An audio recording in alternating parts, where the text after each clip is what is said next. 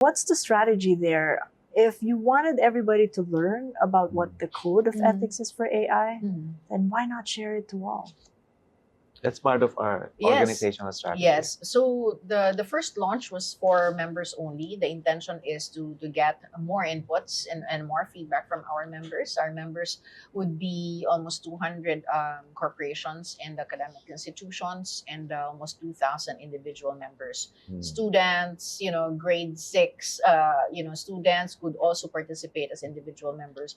And we publicize it a month after, I think, thereabouts. And because we felt that, okay, this needed to already get the ball rolling and people thinking about ethics as AI users, AI developers, and different roles on AI. But it should be a working document. It should be a living document. And that's why the next step there is to organize these focus group discussions, talk about it more, and with our companies, our member companies, showcasing how they actually live it or operationalize it in the workplace. Like if an AI user, for example, in the example earlier, an HR manager is using an AI system, how do they observe or manifest all these principles at work as they use it? So we want those testimonies out there so that it's more concrete for people, for the lay people especially. Because if you read it, these would be like principles and feel good stuff, right? High But level. they need to know how exactly to live it. Or any of your members from government? Agencies. We have government agencies. There So the are. BSP and the GSIS are actually AAP members, very progressive agencies. Yes. I wanted to speak a little bit to the version because there is the public version, so it's a public guidance. So it's a 2-page thing, and then we have the longer version for members. The reason is this is really a very technical issue, and people might jump to conclusions about whether AI should even be encouraged or not. Our stance in AAP is, in fact, we are encouraging the responsible use of AI. So by highlighting possible harms, we're not saying no to AI. We're saying it has to be AI that is very well scoped, designed for purpose, and with the proper guardrails. So all of these principles are already in the public version. But as far as the specifics for how members will implement it, that is the one in the membership version. So I think this is already a good first step to plant as a seed so that we can have a national conversation on how to properly use AI. Because prior to the code, there has been nothing.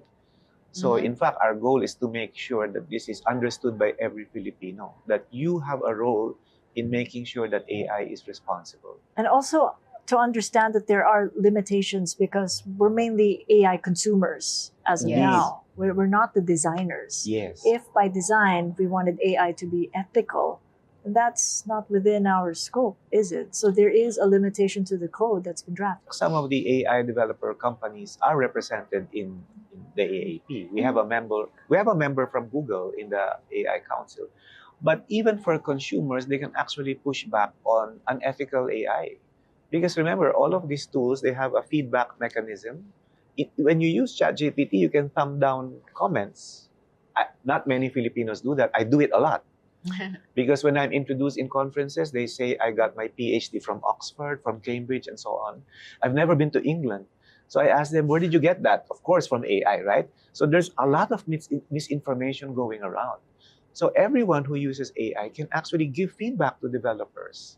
We should not just be passive users of AI. If AI developers also include those who are building models like statistical models, machine learning models, the what they call now, Doc Ben, traditional AI. Yeah, I'm so traditional. dated, right? Yeah. But generative AI versus traditional AI, like machine learning and all these things, recommendation engines from before, these are all AI. These are all covered under code of ethics for AI professionals. So be Not it just the generative, generative, yes, or classical. So that's why we have a lot of AI developers if you define it like that, right? Many companies actually the the biggest number of AI teams in that definition would be the telcos, for example, the banks who have lots of data as well, e-commerce platforms, right? So, but they're building not their own large language models, at least not yet, but they have a lot of AI applications in their companies, and the ones that are also customer facing. So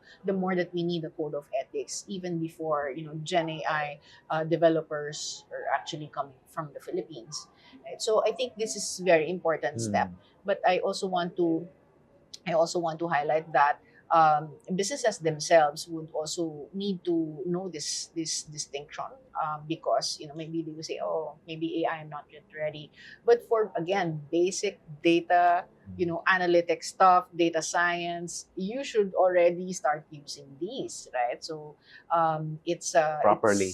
Properly, yes. And again, there's a code for that, and there are also, they also need to be part of the upskilling initiatives, enablement initiatives, because although this is on another topic, the reason why some companies are also saying that, okay, we're not yet ready for AI, because they feel that they have nowhere to find the supply of talent. They say that, okay, it's hard to find them, and things like that. So one of the major programs of the AAP, also approved by the president last July 25, just this year, is the National AI Upskilling Plan. Okay, so this is going to be working side by side with CHED and TESDA, and AAP is the lead in private sector. So we're putting together the different upskilling programs for, let's say, there are 5 levels there. So because there are different upskilling for, let's say, those already in the workforce, those who want to be AI engineers taking their PhDs, versus those in grade school, or for the teachers for grade schoolers, right? So these are different upskilling And we programs. included ethics, right? And I was gonna say, so at the foundation of that is our code of ethics, right?